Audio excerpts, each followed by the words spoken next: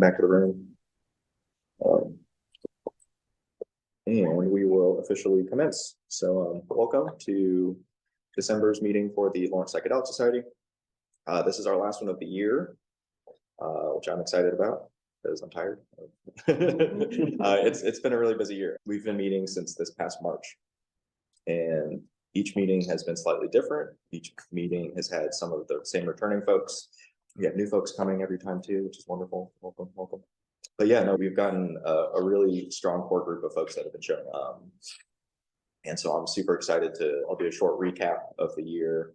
We'll talk about plans for next year. Before we get too far into things, we'll have Eapen speak about his experiences since he is a time limit. But yeah, we'll have Eapen speak about his work in the psychedelic space, what he's seen from things at the political side as a lobbyist based out of Kansas City and Missouri.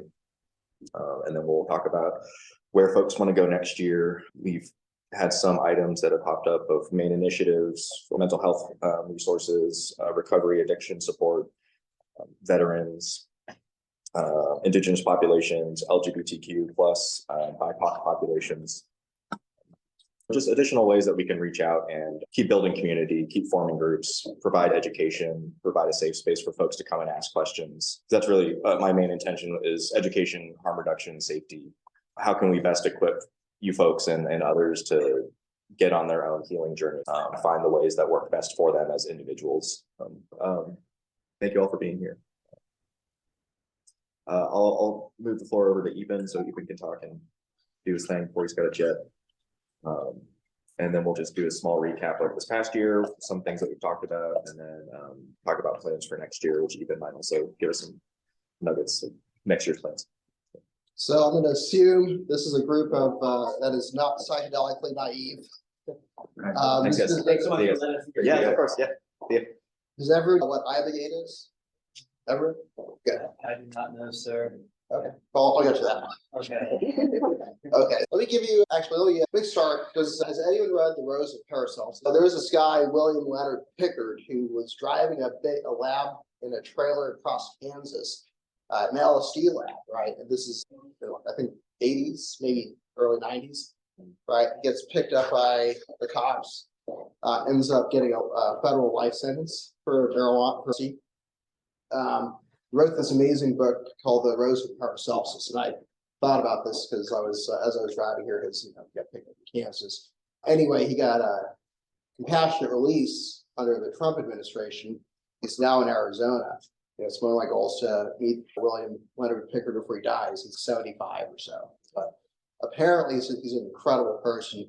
My good friend Seth Ferranti, who did 21 years in the Fed for LSD, has met him and done panels with him at psychedelic conferences on the West Coast. Hopefully next year I get to go to an event to meet him. Giving you a little background. So I got real interested in drug policy about 25 years ago when I was in high school. There was a debate topic on Fourth Amendment issues, and that was like a natural locus for like war on drug arguments, right? So I got real educated on federal drug policy about 25 years ago. And once you do that amount of research on anything, it's easy grab bag for essays in college. So I probably wrote 15 essays in college on the same 5 drug policy things because I had all this research in my head. And in 2009, I started the marijuana legalization movement in Missouri. Also started a very small nonprofit on an esoteric legal issue that's really a structurally central aspect of drug policy in this country called civil asset forfeiture, which is a property seizure mechanism law enforcement uses to fund its own activities. It's really a constitutional abomination that had got reintroduced into American jurisprudence back in the early 70s, thanks to Richard Nixon. In 2012, I was in Denver. In 2012, if you're in drug policy in the United States, you're either in Denver or Seattle, because those are the 2 states where there's a marijuana legalization campaign. I was in Denver. So I got to meet a lot of the visionaries in drug policy that way, right? Met a guy named Matt Kahl, that's Kahl. He was an Army veteran who had gotten medvac out of Iraq, came to Denver for the legal weed, got educated on psychedelics, and found a call, right? There's two videos he's in that you can find on YouTube. One is called From Shock to Awe, and then the other is Soldiers of the Vimers, where he takes these soldiers, these veterans down to South America for ayahuasca. Anyway, I reconnected with Matt, I want to say 2016 in May, June. I was back in Denver, and by that time he'd gotten fully into psychedelic advocacy. He had started a group called Veterans for Natural Rights, and he was going around to all these conservative events around the country and speaking about psychedelic therapy, which I found absolutely fascinating. So anyway, I reconnected with him in 2016. Turned out he had connections to Missouri, to Kansas City. So he came back with me to Kansas City over the next couple of years, and we started like quietly organizing. Then in fall of 2020, we did our first public event through, we call it Psychedelic Missouri, which some of you might have seen our website, psychedelicmissouri.com. So we did our first public event at my good friend Ryan Mady's mansion. And Ryan Mady's the founder of J. Rieger Distillery, if you ever go there, right? And he's a big advocate for it. And I also, by the way, one of the things I've done in my life is I was in the wine and restaurant business for a long time. Ryan and I have a mutual connection from the hospitality space, right? And so one of the things that we started talking about several years ago is hospitality. We're the employer of last resort for a lot of people. We have, if you want to find drugs someplace, go to go find someone who works in the kitchen. Right. But alcoholism is pervasive, drug use is pervasive in the hospitality industry. As one of the nation's top bartender, cocktail mixologist guys, and now founder of a distillery, Ryan is very aware and very concerned. To him, psilocybin was something that was therapeutic. And this is probably the thing I hear most about psilocybin specifically is young men who eat a lot of mushrooms and then don't drink for 6 months. It's a thing. So we did our first fundraiser in 2020, and a young man, I think he was 25 at the time, named Michael Davis from Cass County, which is 45 minutes southeast of Kansas City, showed up. Turns out he was running for state representative in Belton. And he actually bought a ticket. I was like, hey, man, you're a political candidate. We want to put you on the list, right? He's like, no, I'm real interested in this. So he gave us money. So that was cool. Usually it's the other way around. Candidates. But anyway, he filed, when he actually got elected, he was the youngest state representative in Missouri when he got elected. And he filed our first bill, which was let's legalize every psychedelic in Missouri's Controlled Substances Act. We did not, and that was 21, nothing happened. In 2022, we went to Tony Lobosco. He's basically the Ron Paul of the Missouri House. Exactly. Well, and then I say it with love. And actually, Tony Lobosco, he's one of the most likable guys who I've ever met for someone who's essentially a straight up libertarian. He's a really likable guy. He had a little bit more seniority in the House, so he filed our bill for us, and we actually got 2 sets of hearings, one during the regular session, and then our Speaker of the House had an interim committee on the veterans' mental health and suicide prevention, so we went there too, and that was 2022. This year, we actually saw some significant movement.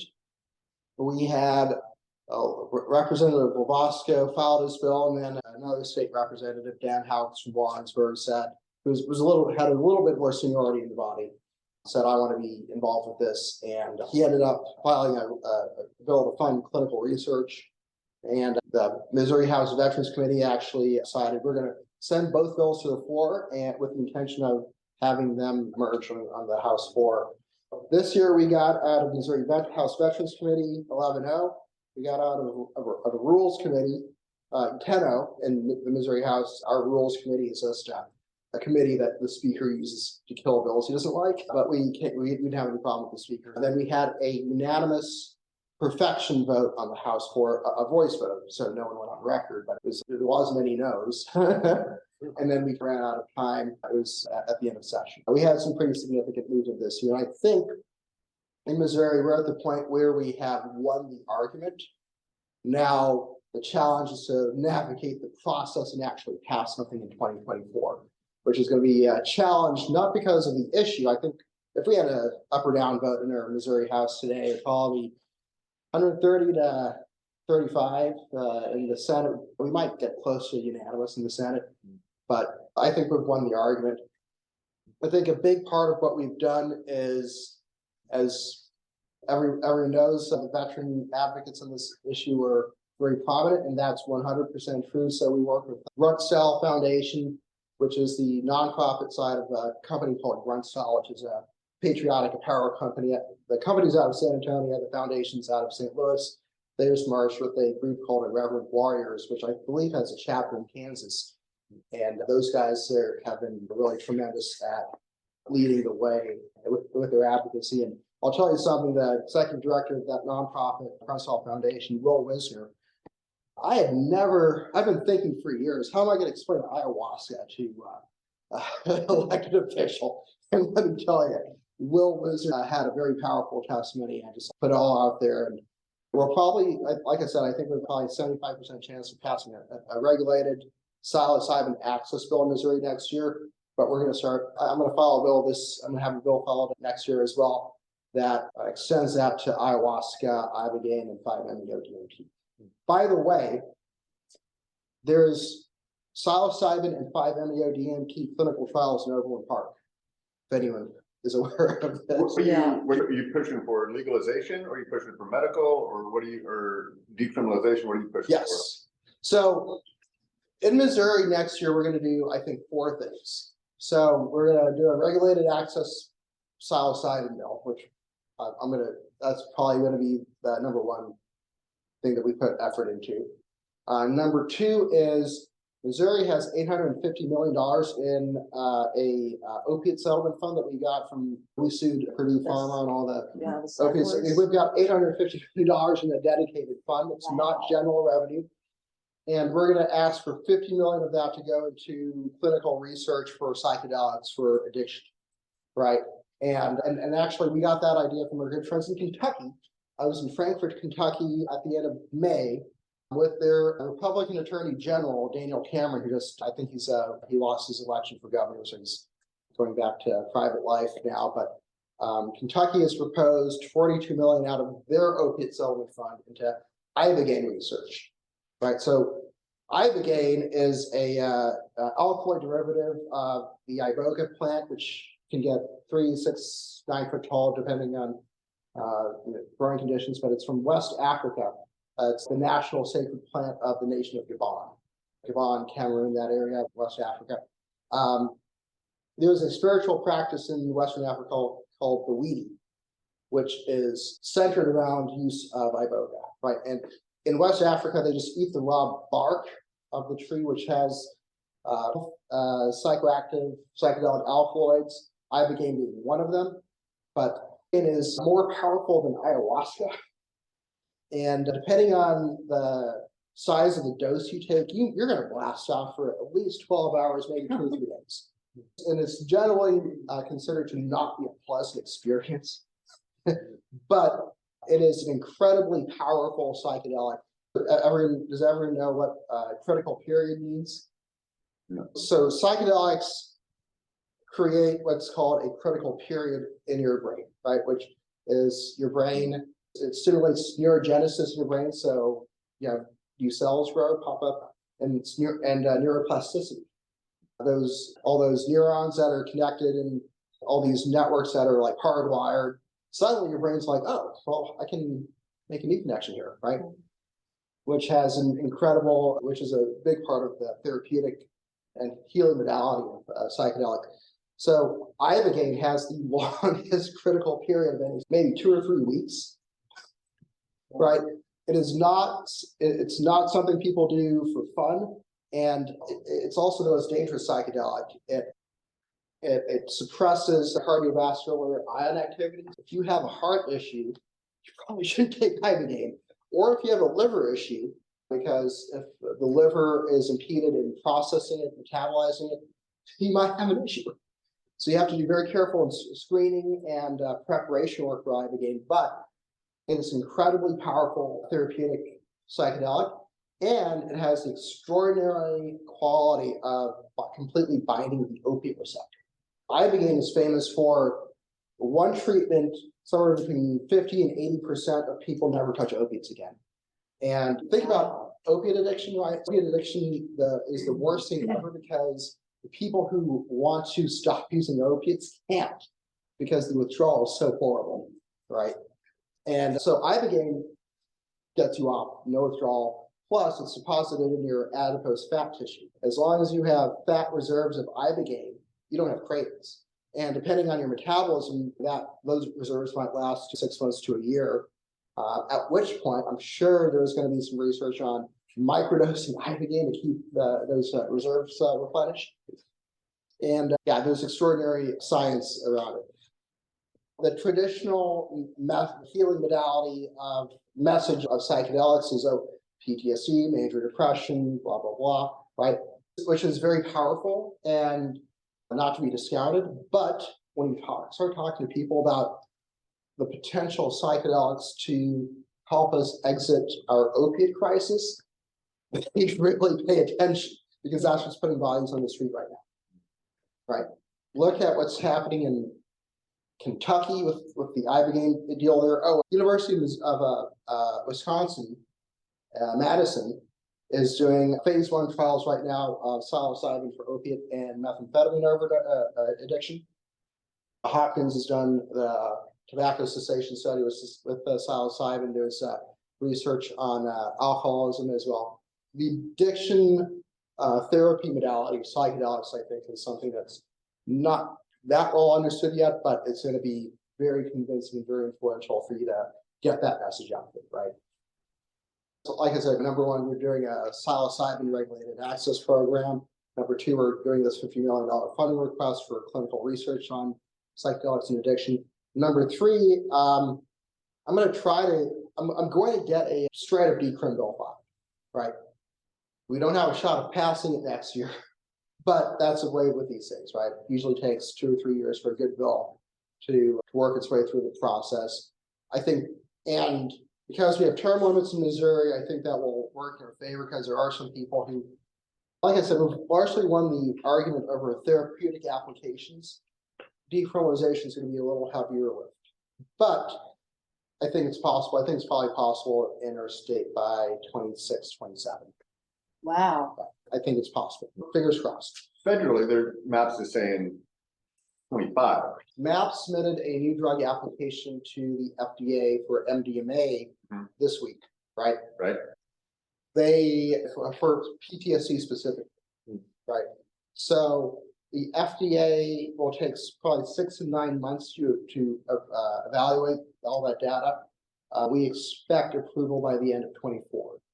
Now, psilocybin is also interesting, right? So you have USONA, which is an open source nonprofit pharmaceutical company. They're trying to put these natural medicines largely through the FDA process. Actually, the clinical trials in Overland Park are USONA trials. And they're, I think, in phase 2 with naturalistic psilocybin. Right now, Compass Pathways, which is not an open source nonprofit pharmaceutical company, they have a patent on a synthesis process that creates a polymorphic crystalline psilocybin molecule, right? That's what they're putting through the FDA process, right? Our big concern with psilocybin approval federally is it going to be the patented molecule that Compass has, or Cybin, for instance? The Cybin's another pharmaceutical company. They have a deuterated psilocybin molecule. I think that they have added like a hydrogen to it, which has some benefit, which they claim.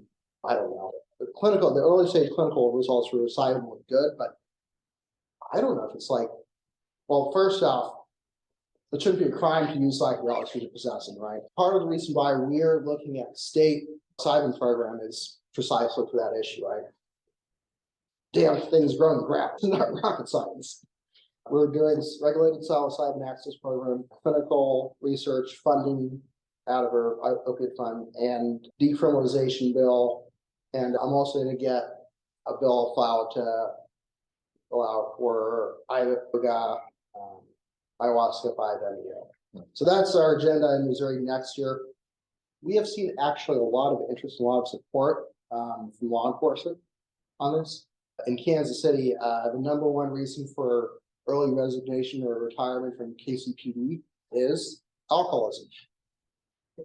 Right? Also, if you're a cop or a firefighter, I was talking to a firefighter in Columbia, Missouri not too long ago, and he was like, it's not that I have PTSD, but when I drive around Columbia, I have this physical memory of, oh, I pulled a couple of dead kids out of a car stadium in Broadway, right? You can't drive by that intersection. Or so we've actually had a ton of success with law enforcement advocates on this, right? And keep this under your, this is confidential, so yes. The Fraternal Order of Police in Kansas City is going to endorse our budget request for $50 million for psychedelic research. Wow. Mm. What does Gene Peters Baker have to say about this? Gene Peters Baker's our Jackson County prosecutor. It's actually been talking about decriminalizing all drugs for a couple of years. So, you know, I'm sure she's supportive of. Oh, and last 2 weeks ago, did anyone come to her Kansas City event? I thought I recognized all of you. So one of the individuals who showed up and was in the audience with us was a woman named Amy Cottrell. She is a active duty. She's an active duty lieutenant in the Missouri National Guard. She's also the president-elect of the Missouri National Guard Association. She came and was like super interested, and then that got us to their executive director at the National Guard Association, William Blaylock, who's a retired Major General. So I sat down with a Major General and told him to talk about psychedelics. Dude is super interested. Amy Cottrell is a lieutenant colonel. She's in command of 1,000 people. So it's a pretty big deal. Next, in January, I anticipate federal legislation that will establish alternative medicine centers through the Veterans Administration, the VA, right? So part of what we're going to do is we're going to propose this funding allocation, right? We wanted to send it to University of Missouri, Washington University in St. Louis, which, by the way, Washington University in St. Louis is already a psychedelic research center. They have 2 trials of psilocybin ongoing there right now. But those 2 universities are already partnered with VA, right? It would be a natural fit if we sent money to those 2 research universities for psychedelics, and they used the VA's ability to recruit patients to clinical trials, because the VA has everyone's in, right? Or every veteran's in. Yeah. I'm hoping I've got an attorney friend of mine in Oakland Park who's like super psychedelic interested. I'm going to try to get with him by the end of the month and help Ian start a political action committee. You guys need a website for not just for Lawrence, but for Kansas, right? You know, website, and you'll be able to take information in, get people's contact information. You know, what you guys have, 4 million people in Kansas, thereabouts? No, we're 3, but Yeah. Right. Well, about a quarter of the emails that I have on my psychedelic Missouri list were actually Kansans. Right. Most of them in Johnson County, which I think has 25% of your all's population. If we can get a website up for you, start pack, we can definitely help support connecting with resources. Look up the Veterans Mental Health Leadership Coalition. Their website is vmhlc.com or .org. But the Veterans Mental Health Leadership Coalition is a coalition of 45 veteran organizations that are working on this. And I'm sure some of them are connected to Kansas, and I can get you guys connected with their leadership, the coalition was founded by Martin Steele, who's a retired Marine 3-star general. Guys, really, if you probably need to raise 15,000 to 20,000 to get a lobbyist up in Topeka next year, or if Ian starts spending a lot of time there. But I'm friends with Willie Dove, who used to be the state rep for Bonner Springs. And I was like doing a little lobbying. He passed Kansas's hemp laws. You know, he has some track record in drug policy, but I know the interest is out there. Elizabeth Blanchard Hills, who maybe some of you remember her, she has Inspired Psychiatric Care in Overland Park. They have 5,000 patients. They're a big clinic. And then Dr. Irfan Hondu, he lives in Leawood. He probably does 80 ketamine patients a month. All your ketamine providers, by the way, are probably your best bet in terms of fundraising, because they're all making money. With MDMA, there's something that you should be thinking of too, which is, okay, so this drug's gonna be federally approved and available by prescription. Well, problem practice is there might, I know 24 people in Missouri who have done the MAPS training on MDMA, which is practically nothing, right? And MDMA, the phase 3 clinical trials that MAPS did, 70% remission of PTSD. There's nothing like it right now, nothing. Right. That's gonna be the first. Ketamine was like the first psychedelic. Ketamine's not a true psychedelic, but it's close enough. It's a dissociative, right? That was the first one on the market, so to speak. MDMA is going to be second, and we're just completely unprepared for it. Getting your all's attention of the APRNs, the psychiatric nurses, the psychiatric physicians, the licensed master social workers. Those are key interest groups for you all to engage, because those will be the regulated professionals who are largely going to provide these therapies. The Colorado has a framework that's being implemented right now as well. There's definitely some resources out there. I'm friends with the partners at Consenti Cedarburg, which is America's first psychedelic law firm.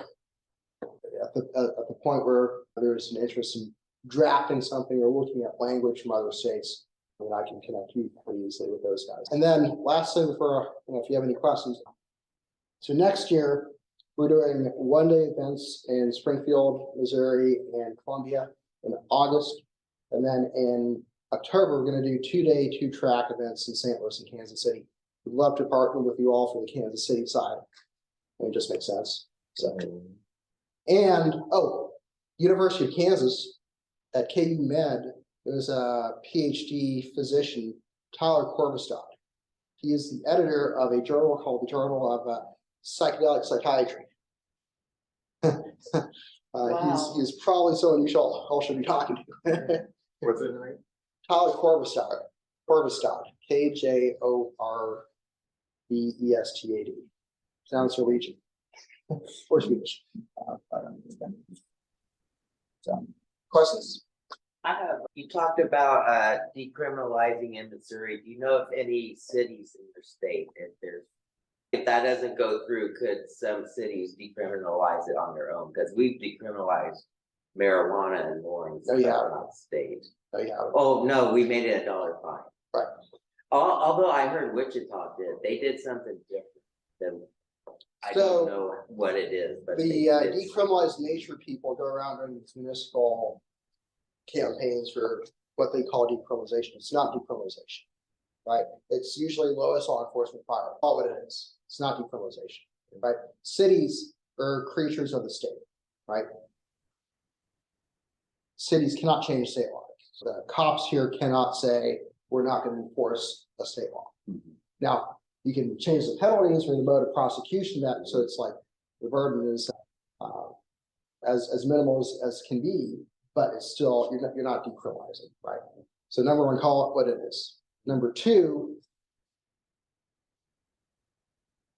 and this has happened in Santa Rosa, it's happened in Oakland, it's happened in Denver, right? All these cities did decriminalization, which is really lowest law enforcement priority, right? So now they have all these pop-up psilocybin churches, right? Churches, using that phrase, that word loosely. You have all these grows growing mushrooms in their basement, which I support that from an individual liberty perspective. Problem is, DEA is just gonna send their people out and someone's gonna get 10 years. Don't want that. You don't want that to happen. Final point I'd make about that, and this is applicable to Missouri, I guess to Lawrence, right? Missouri is a conservative state. We're a super majority conservative state. Now, that doesn't mean you're not gonna win the argument, right? It means you have to take different approaches in messaging. With Republicans as opposed to Democrats, that's fine. You can win those battles. St. Louis, there were some activists in St. Louis last year who wanted to get St. Louis to do decriminalization. Again, not decriminalization, but that's what they were calling it. And I was just like, please don't do that, right? St. Louis right now is a very liberal area and a very conservative state, right? Plus, St. Louis is not doing well. You have Kansas City, I think we're doing well. We're 300 officers down with KCP, right? We have a real law enforcement recruitment and retention issue in Kansas City. It's way worse than St. Louis. Really? Yeah. Worse than Kansas City? Oh, way worse. St. Louis is like a. St. Louis, some dude got executed in broad daylight across from City Hall 2 or 3 months ago, right? There's a St. Louis alderwoman who proposed legalizing public defecation in St. Louis because they can't control their homeless populations. The perception in Jefferson City of St. Louis is that these people have no clue what they're doing and are fucking it up for the entire state, right? Those guys were to say, oh, we're going to decriminalize psychedelics in St. Louis and make this a psychedelic tourism destination. The perception in Jefferson City, where I've spent 7 years trying to win this argument, would be erased. Yeah. Right? So I'm not saying these municipal campaigns don't have value. In some aspects they do, but you have to be very conscious of the optics and how that translates. St. Louis is 1/20th of our state, right? Why do those guys have to suck up all the oxygen when we're trying to change state law and benefit everyone, right?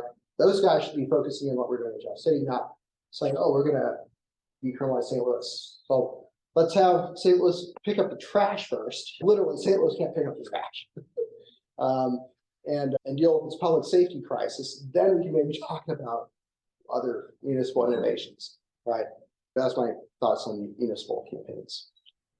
Related to that, what has been the perception of state representatives that you worked with or have been working with in terms of the reaction that their constituency would have to the passing of these different legislations? That's been somewhat a mixed bag. So we've had a couple state representatives in more rural areas who came to us and said, hey, I support this. I get it, but I'm getting pushed back from my constituents. So I try to go out in the legislative offices. What I try to do is I try to drive down there and do a public event. I'll go to the VFW too. Yeah. American Legion just did a national resolution in psychedelics, so maybe talk to the American Legion. They're all interested. I was at the MAPS conference in Denver in June, which was impressive on a number of wavefronts. But I personally met 12 Navy SEALs. You think about Navy SEAls, right? You might meet one or two once in a while, but to meet 12 of them in one place is extraordinary, right? It wasn't just SEALs, it was Army Rangers, Green Berets, right? The elite soldiers, right? So I have a question. Like, I'm a member of the Legion and the DAV and VFW and Wounded Warriors. I'm just being lazy. Like, how do I approach these organizations on a local level? Well, To approach it? look at the American Legion National Resolution of Psychedelics. It's Google it, you'll find it. Or if you have trouble finding it, I'll send it to Ian and distribute it. Right, look at that resolution first, right? Because that's a tool, right? You take that, you show it to your local American Legion commander. Say, hey, you want to talk about this? You want to set up a meeting? Once Missouri's legislative session begins, it's going to be hard for me to do a lot of traveling, but I can always connect you. We've got great advocates in Kansas City. Ian's met most of them. Yeah, for sure. I feel like I have a good enough background to be like, hey, it's good. they can do a lot of good. Here's my resume, it helped me. Cool. And I really enjoy being the guinea pig for the psychedelic movement. I think a lot of veterans do because it gives them more of a renewed purpose. Sounds like a Marine. Yeah. Before you No, okay. I got a joke for you. How do you convince a Marine to do psychedelics? shit, I don't know. Spike the crayons. That's hilarious. I'm using that one.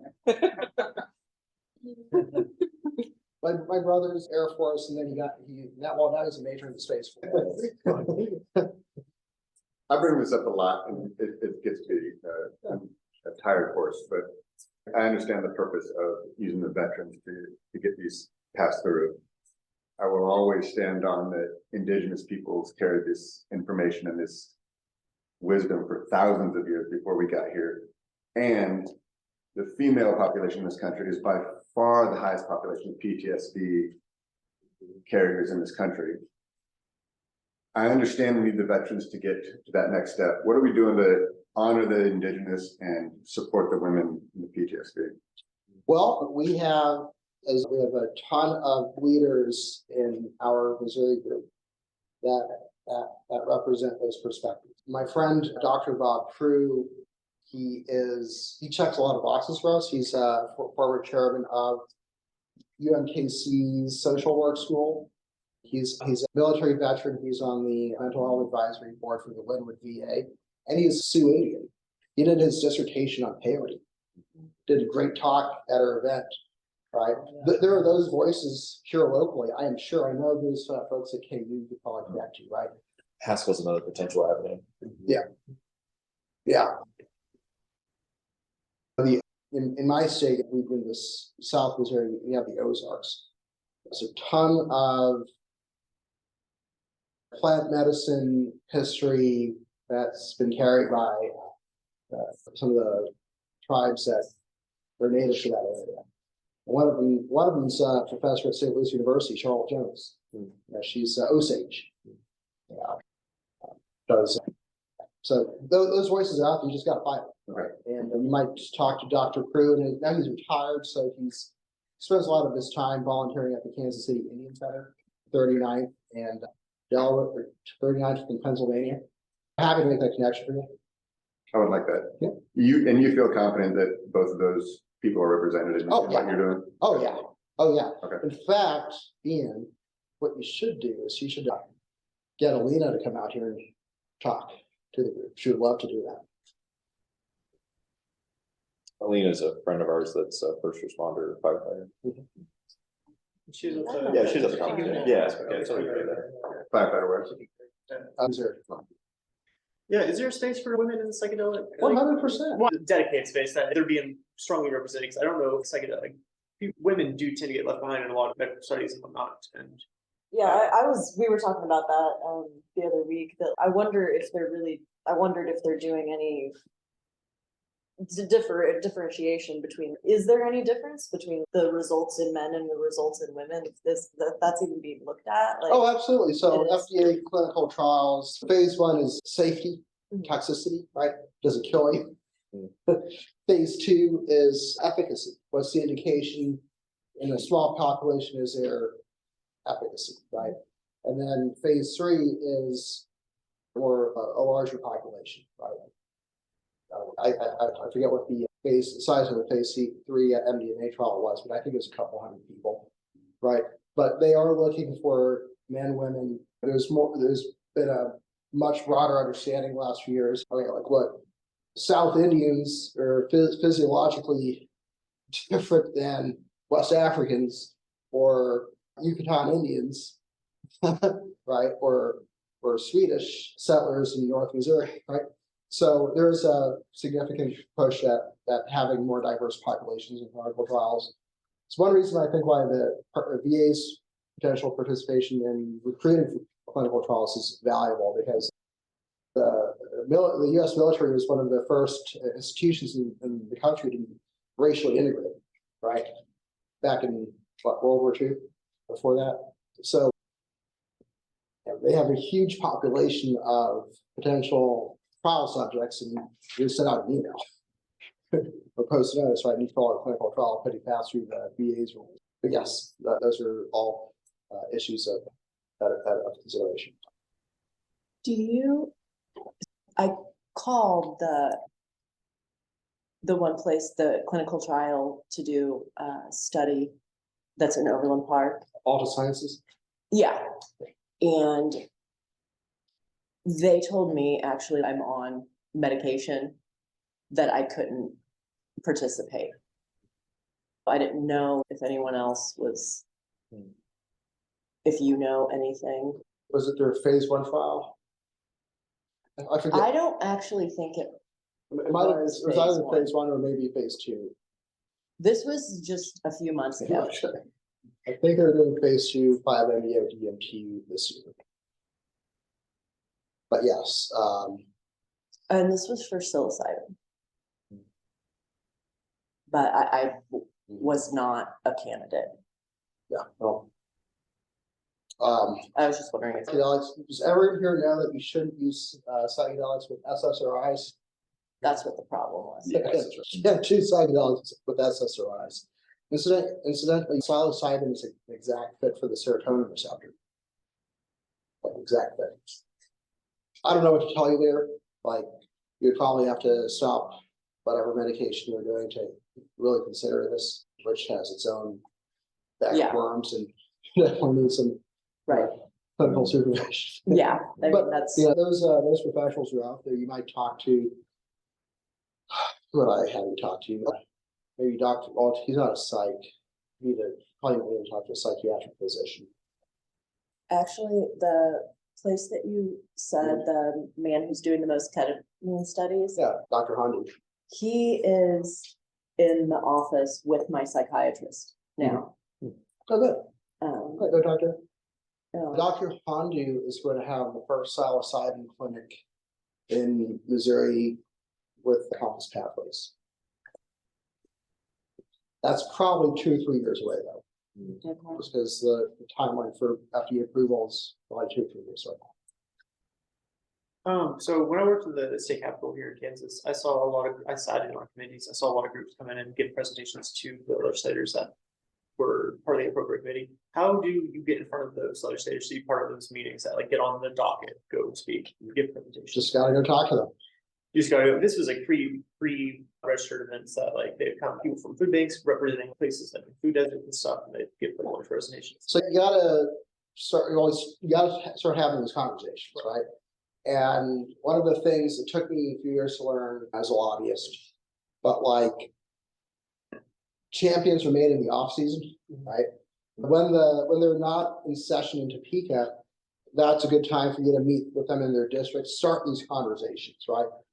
Get an op-ed published in Wichita, get an op-ed published in Great Bend. Don't forget the conservatives in Western, but start these conversations early.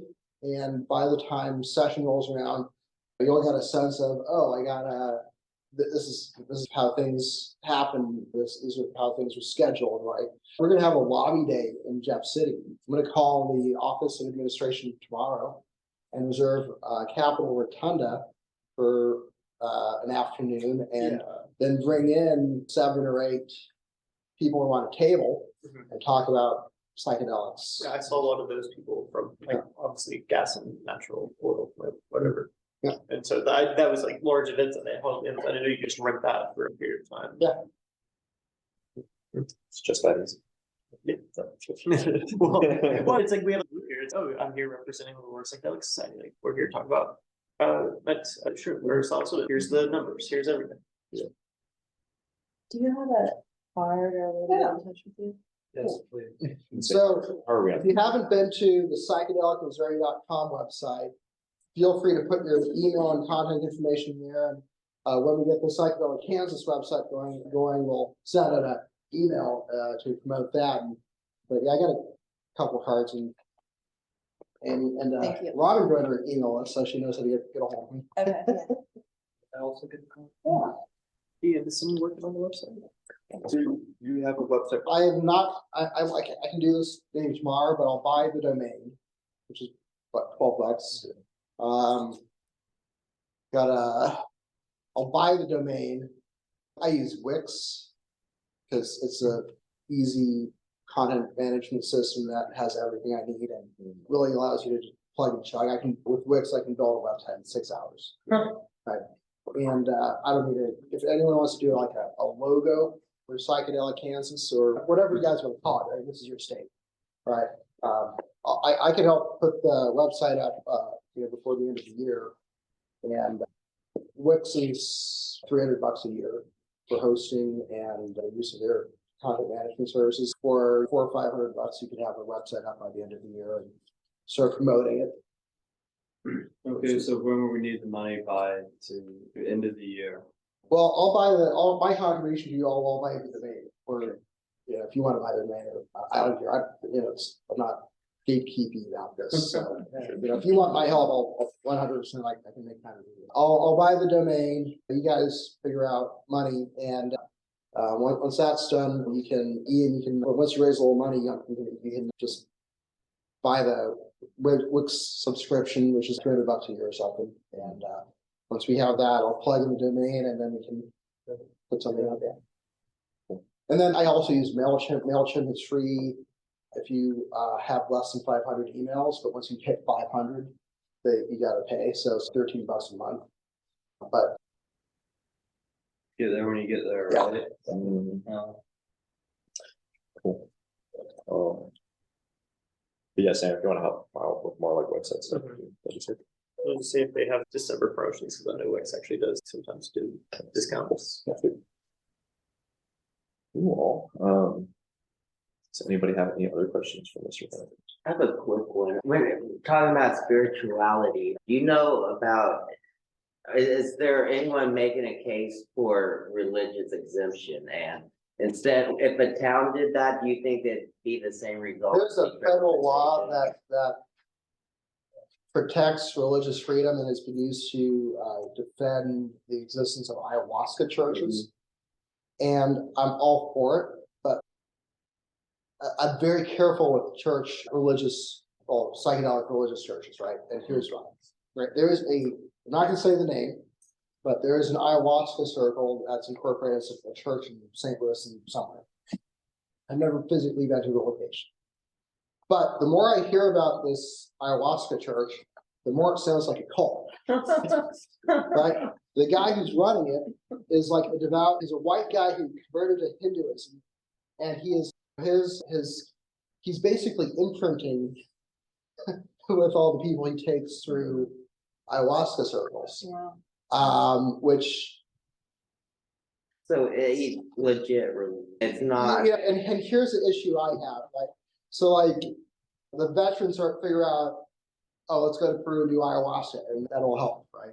Well, in the last 6 years, we've had an explosion of fake shamans, right? There's a reason why the Shikoku Indians, you have to spend a decade at least studying with the guy with the ayahuasca before they let you serve medicine, right? But this guy did ayahuasca in Peru in 2017. 2 years later, he's calling himself a shaman. He's not trained.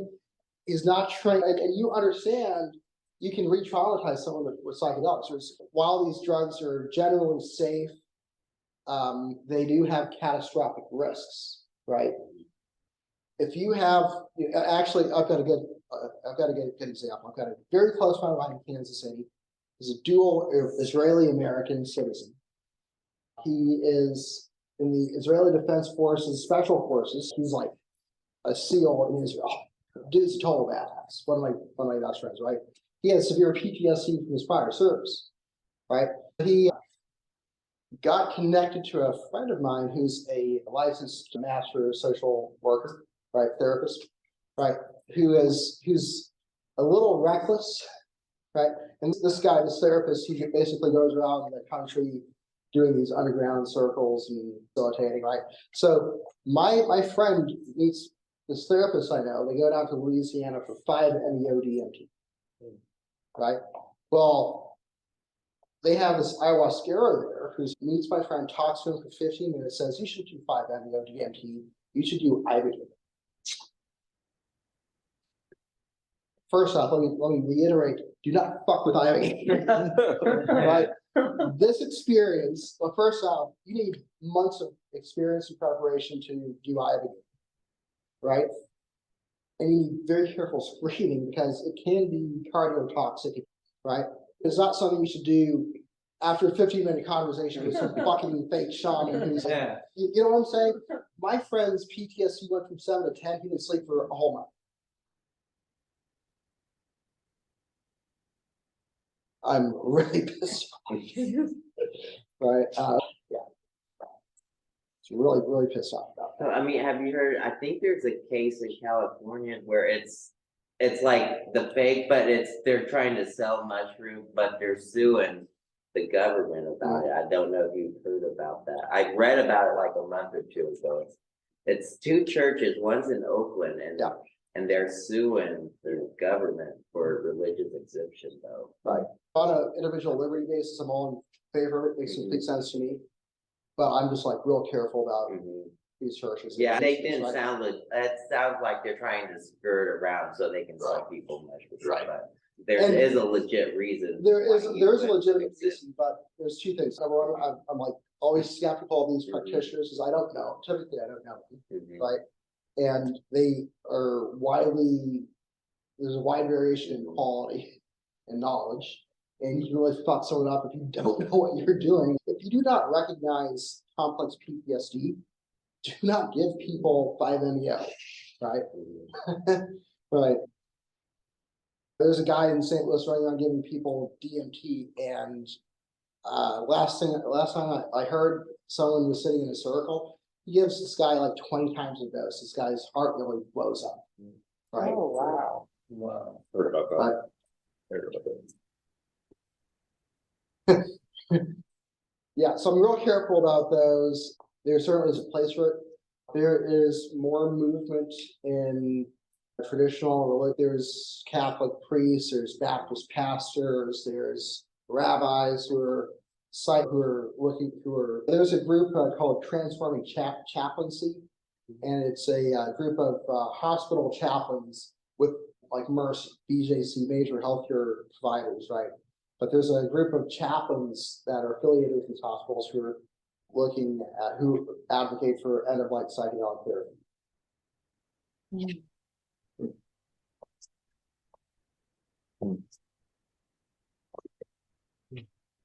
Awesome. Cool. Yeah, we don't want to keep you over however long. Yeah, you probably should be done soon. Yeah, thank you, Eapen, for coming and chatting with us. If anybody wants to get connected with Eapen further, you can always reach out to me and I'll shoot you the beats. And You should have Melina come out. yeah, That'd be great. And Bethune too. So Ian's on the way. there's this therapist in Kansas City who was like the first ketamine therapist in Kansas City. And she also facilitated the 5-MeO and psilocybin trials in Overland Park. She'd be great for you to come out and talk to you. Yeah, so that's, and you can head out whenever you need to. But that kind of dovetails into plans for next year. So we've had talks about potential initiatives that we can go through. I think Indigenous populations is a good initiative so that those folks don't get forgotten. So we can try to reach out to Dr. Bob Crew and what was that woman's name again? Cheryl Jones. But they Elizabeth, Blanchard Hills, and Bethune.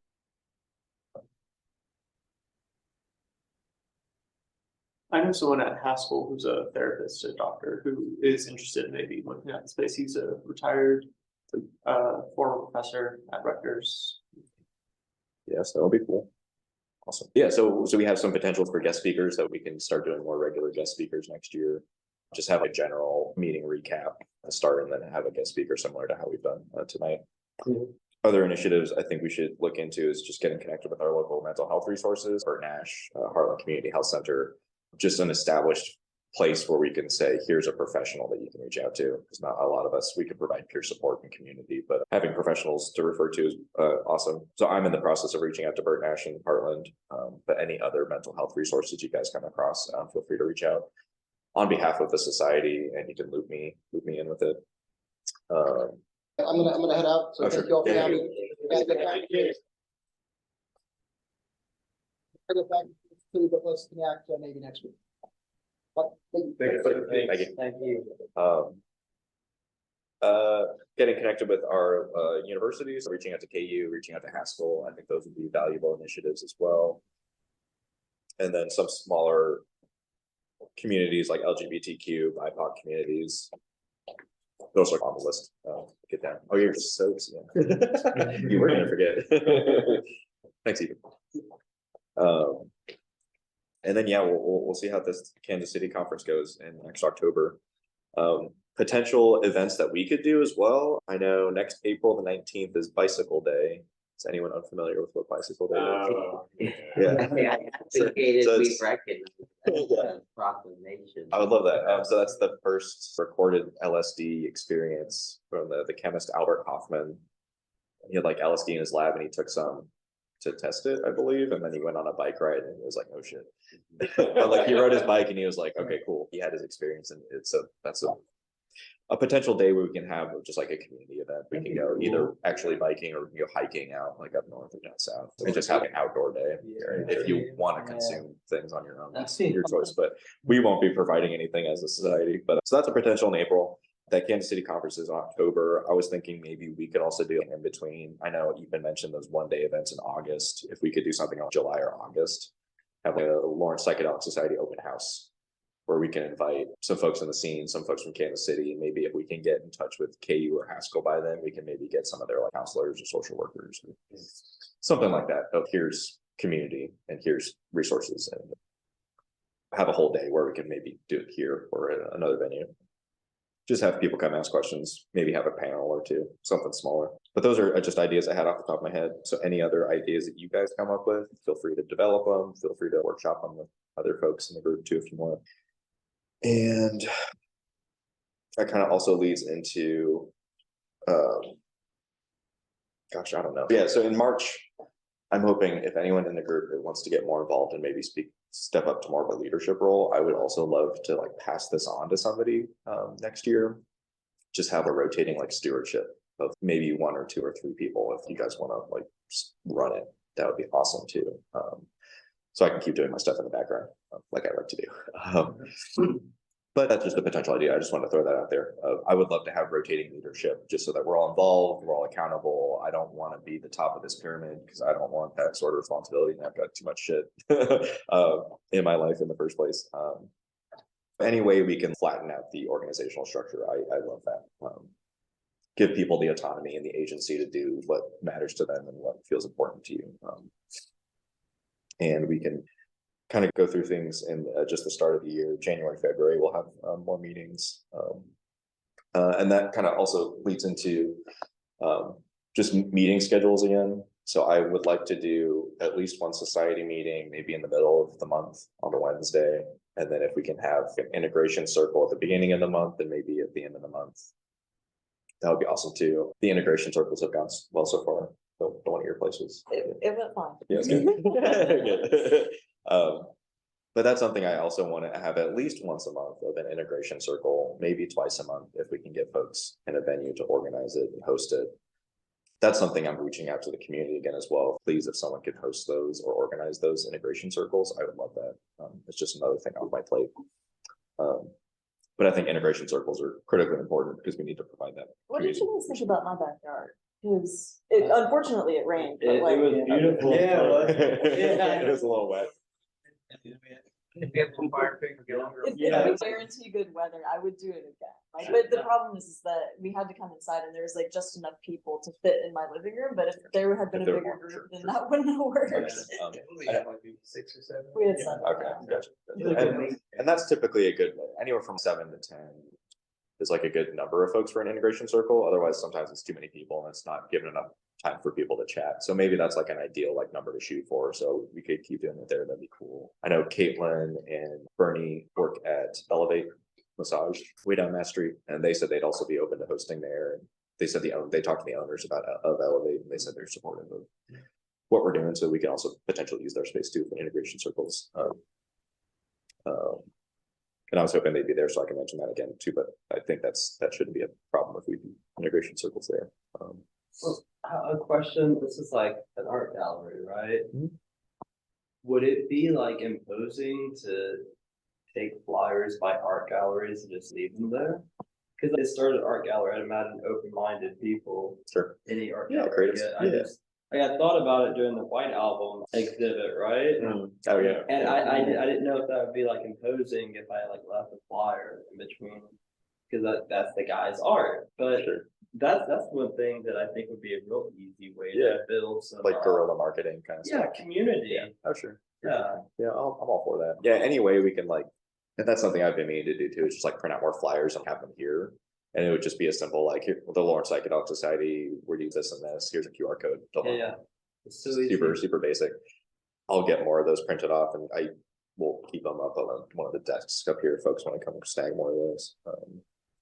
That's a good idea. But yeah, no, any way we can just like spread word. I know we're also planning to make more stickers.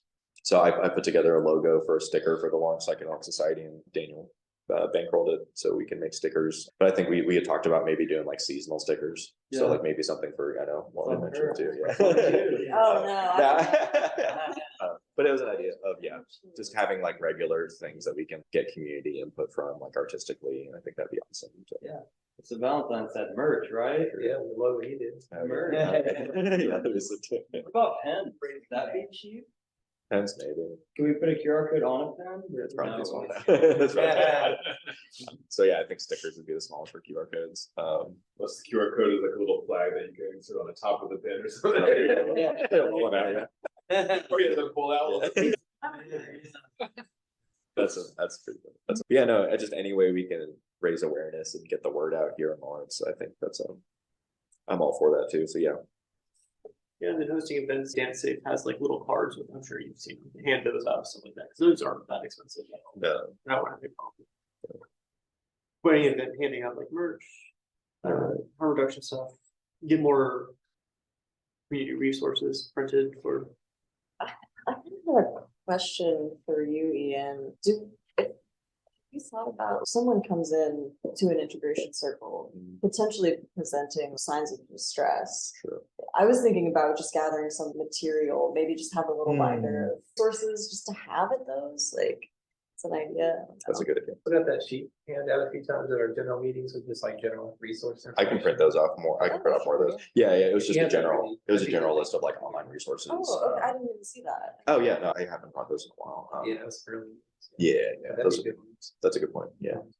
No, that's a good point, because we did have that fellow show up at one of the integration circles that he clearly seemed a little destabilized. I felt like he would have benefited more from like having professional resources. Also, can we put links on the website once it's up to that kind of stuff? Sure, I have those up on the link tree right now. Okay. I burnt Okay, ash. I've never looked at the thing tree. Linktree is actually amazing. Yeah.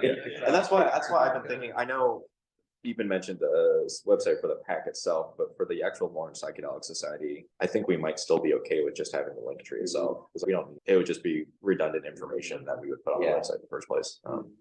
You don't think the website would be like good to go ahead and spend on, or? I think in regards to that pack, I think that's something we should still do for sure. Okay. And that can be like our official government. Here's an actual website we can send to for further. Create like a website for us. Yeah, We for- have a link for the to board. it. Yeah, sorry if that was confusing. But we were talking about a separate thing too, like maybe just have one psychedelic society website too. Yeah. We don't, yeah, it's like. We have an Instagram, but I keep forgetting to use it.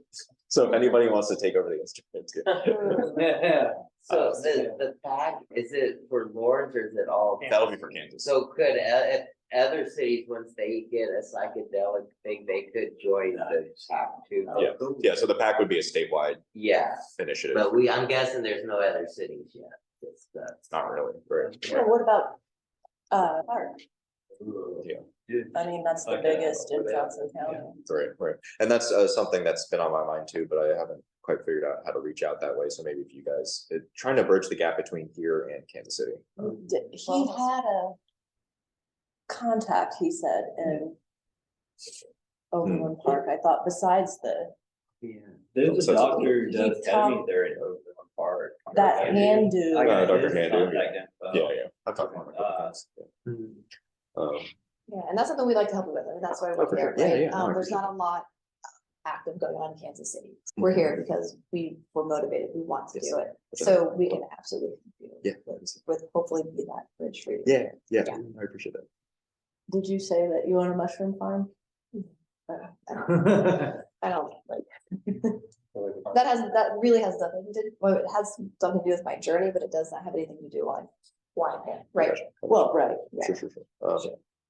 Oh, no, that's a good point. Yeah, any way we can connect with here in Kansas City. I know I have some other contacts too, and I know there's a Kansas City integration group that meets regularly as well. If you guys are interested in that too, if you look up Kansas City Psychedelic or it's like Kansas City Integration. No, not the integration, but like that society, yeah. Yeah, there was a Kansas City Psychedelic Society a couple of years ago.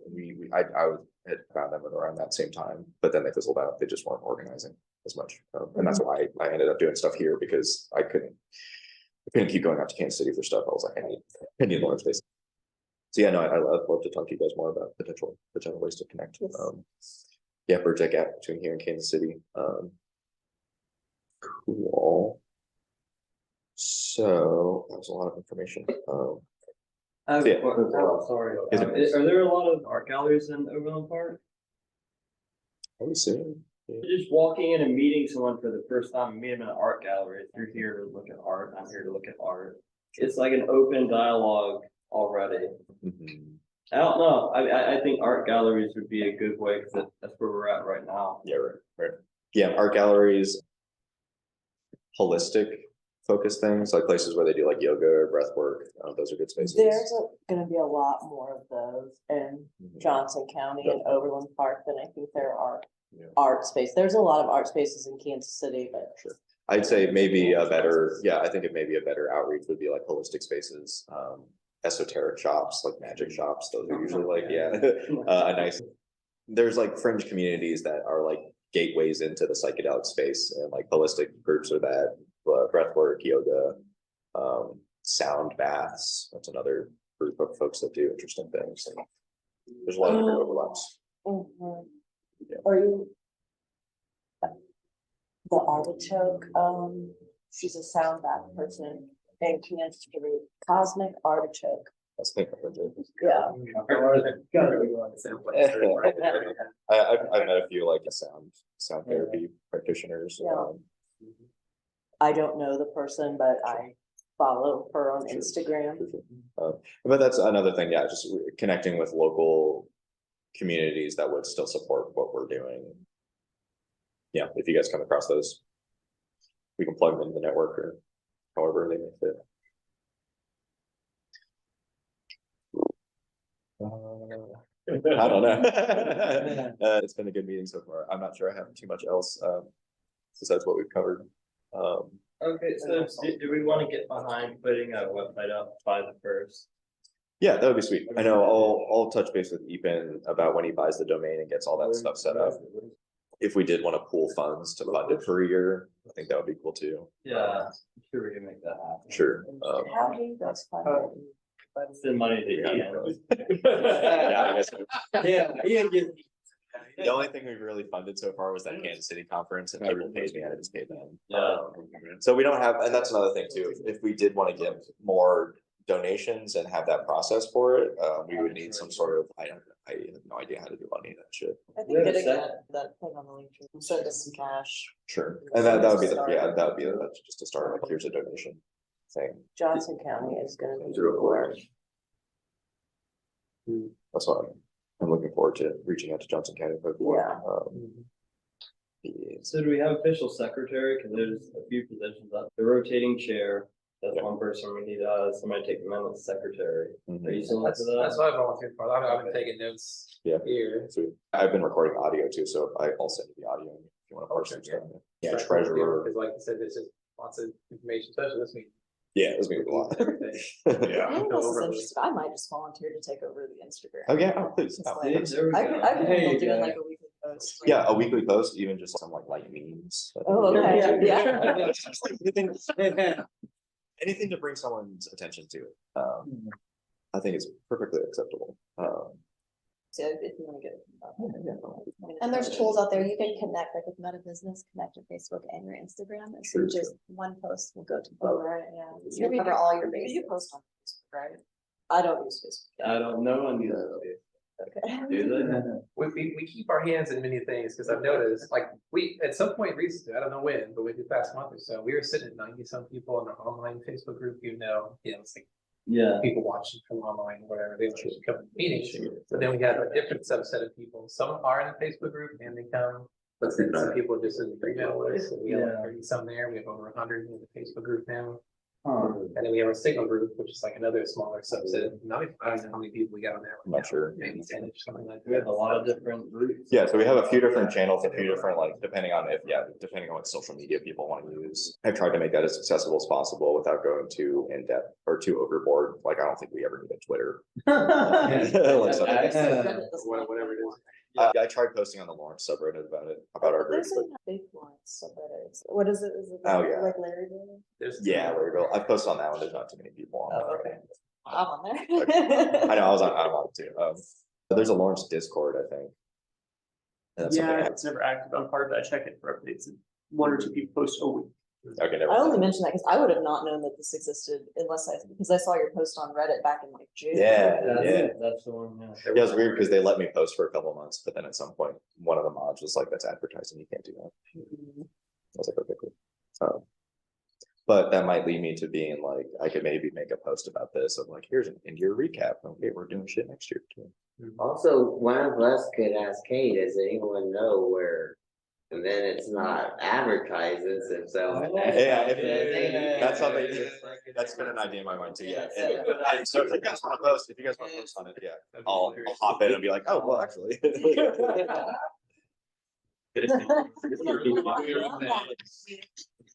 How do you work around mobs? That's great. Okay, cool. So Do you yeah, have a so, date for the next integration circle? oh, we don't, no, and that's why I was gonna ask tonight too, if anybody wants to host something before the end of the month. The end of the year. Yeah, like an end of the year, maybe like the last week of the year, after Christmas, between New Year's, Christmas.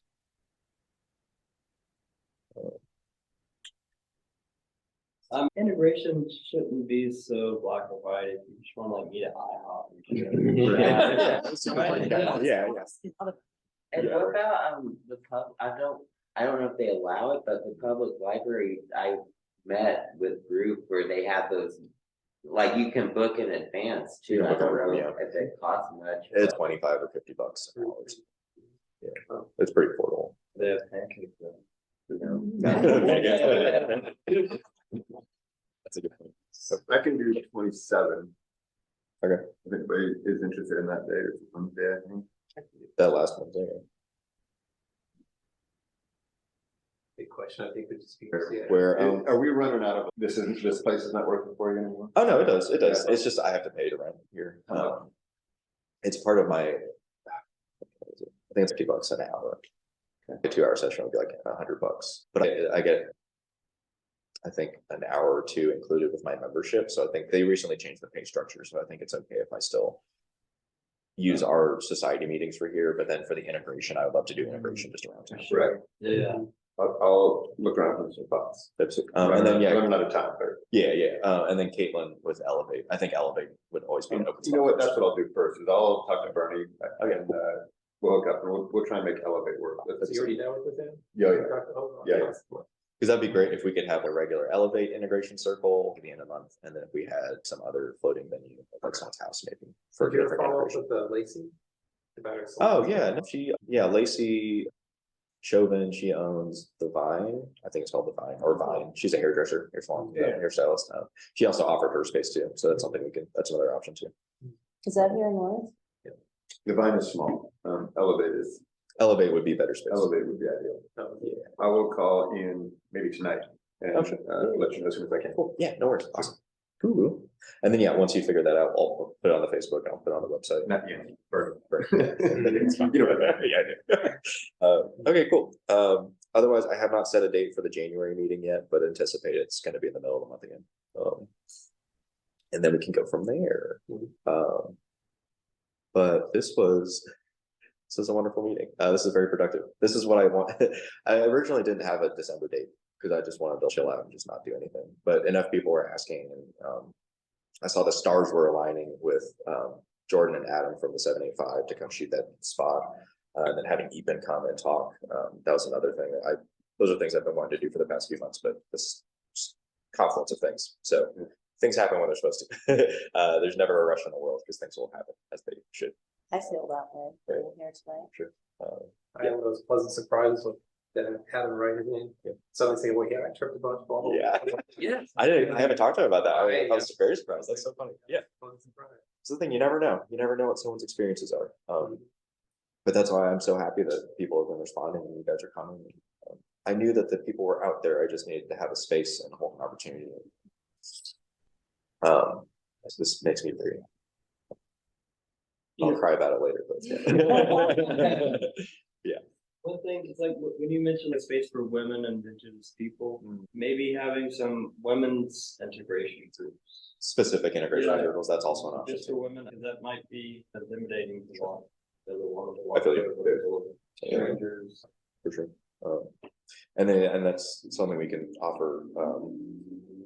And it's just think if people can organize it and have that, if people have the time and the bandwidth to host and organize,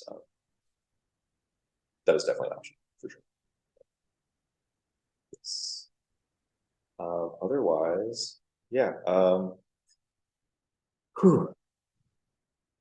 We'll take the next month or two to fine tune some of these ideas, let them percolate, let them marinate. And then I think we're going to be off to a good start for next year. Let's maybe keep in mind of that bicycle day in April. I think that would be a sweet, like, Lawrence Psychedelic Society thing. Like, yeah, hey, we're here, we're doing shit, we're organized. That would be awesome.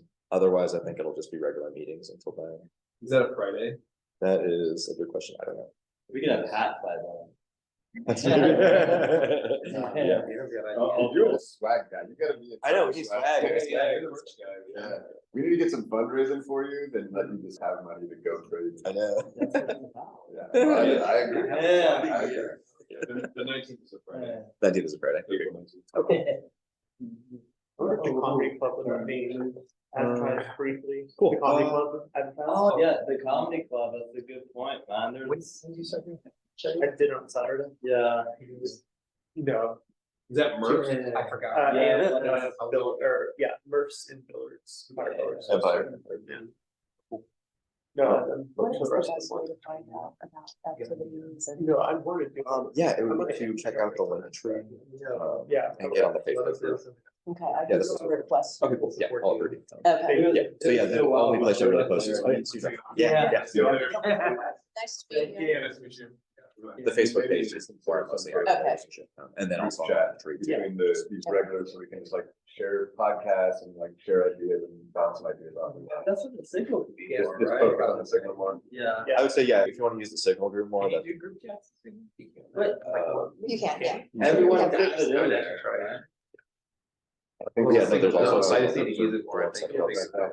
It makes That's sense. Facebook isn't super private, so people want to talk about more sensitive things. Yeah. So, Active and more people might be fun to talk, because I just saw a request for them. I just heard two really great podcasts I wanted to share with you guys. But I'll talk Yeah. about Yeah, so if you guys just, if you want to get out there and do shit, just get out there and do shit. Yeah. Like even said, like you just, yeah, it's as easy as doing it, but it's also as hard as just going out and doing it, for sure. But my phone line is always open for questions or comments, and we'll work through it all. But I think I'm very optimistic for the future. This past year has been awesome. For sure. So I really appreciate you guys. Before we officially wrap up, let's just do 3 really big deep breaths. Process all this, shake it all out.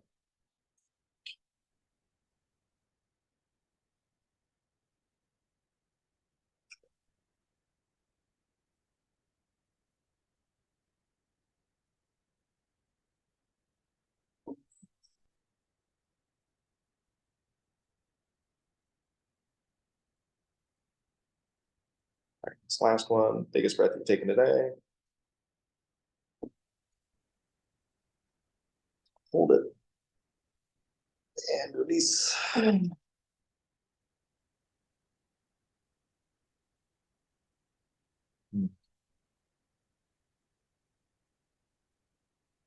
Awesome.